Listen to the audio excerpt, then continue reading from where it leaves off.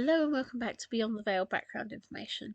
Today we're going to be doing a character profile. As always, it's the Viper clan, and we're going to be talking about Odette Viper today.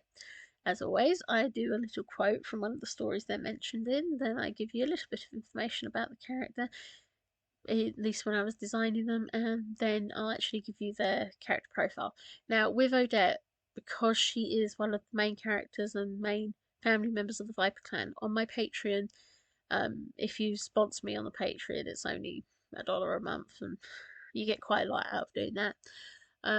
She's got a much more fuller profile on there, so with this one, I've just taken a couple of bits from that profile, and I'm going to read it to you now. So let's go. It confused her just a little back home. Just a little. Back home, she was the one that hid in the library and never had the men looking at her. All of them locked on Happy Saloon or Elegant but Snappy Elaine. She was not sure what to say on the matter, and thankfully Pearson pondered if it was a communication error, and he gave a soft chuckle as he stretched his hand out to her. Quote from Time to Wed. Odette is the younger sister in the Viper clan that I originally envisioned for this ultra skinny glasses wearing bookworm with this that was snooty like a lot of so-called smart girls in high school that turned out to have no unacademic pursuits and actually hated people who read because they enjoyed it. The wonders of high school. But I changed it. When I looked at her family and how she was raised and how much fun she and Beauregard would have, I couldn't help but make her much more like her rather ridiculous family. I also thought, with the natural build of her family and with the vampires not generally having eyesight issues, her fitting with my initial description would actually be a massive faux pas in the vampire world, and not suit the household without giving her some serious issues about how she fits in, which, as she was raised by Theo, probably would not have been at the same level. So I ended up turning her into the more serious daughter, who is much more like her mother, but has that odd Viper quirk of wanting to help others rather than take note of her supposed position. I also was not originally going to write her having a romantic situation until I wrote her firsts, which are on Patreon for the $20 brackets, only because some characters they've ended up leading to a lot of short stories or books. But anyway, when I wrote them for her, I knew that she needed to have her rather more traditional sort of romance story added to Time to Wed, and well, after Tybalt, it's probably my favourite story in Time to Wed. Right, name Odette Viper. Position vampire. Story featured in Viper in the Shadows, first mentioned. Time to Wed includes her love story and the Spineless Viper and the Cunning Viper she has bigger roles in. Role, a female lead. Gender, female. Description, about 5'5" and petite with a slightly broad pair of hips, but in general she looks elegant and beautiful with a neat soft face and the characteristic lightning eyebrows. She had the slightly olive skin of her mother and the long dark hair too, that falls down to the middle of her back, but she generally has in a braid.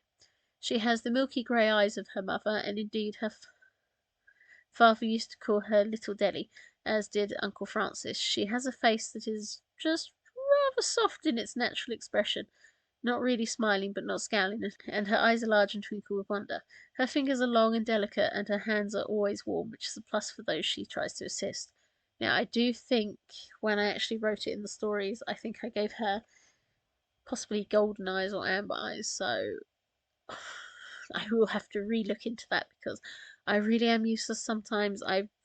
With a lot of my other ones, I have all of the details of their individual characteristics written down, but with some of the ones I wasn't expecting to do an actual story on, I was a bit lax with that, so I will have to check it. I will look into that later. Realm, the Veil, abilities. Like all the vampires, she has the ability to heal through draining blood. Her demonic heritage means she can survive in the sunlight and on little blood. She is strong, fast, with keen hearing and other senses, and has a quicker grasp of languages than her other siblings. She can change into a bat in order to fly and fight, and she has a rather natural ability for helping people heal and took it on as a profession. Master, the Almighty, personality, sweet, humble, a little agoraphobic for the time, but insistently caring. Odette was often seen as a snobby bookworm because of her fears of the outside world and the dangers within, but when she began to understand that she could help people and reduce their danger, she began to climb out of her shell. Always eager to be of use and incredibly affectionate and caring to her baby sister Theodora, she has a deep love of children and is respectful, and always hoping to be proper and do the right thing no matter what. Relations, daughter of Theo and Adelia, who always feared she was too quiet and sometimes an invisible child. She's the younger sister of Tybalt, who's very protective of her and tries to be second father even when it's not wanted. Of Gaston and Noel, who tend to treat her like she's too delicate sometimes. Elaine, who understands her desire for solitude. Theodosius, who loved to read with her. Celine, who was always a bit too boisterous, and Beauregard, who is close to her in age and always drags her into his games and plans. She's the older sister of Theodora, but finds it hard to cope with such a gregarious and demanding baby sister at times.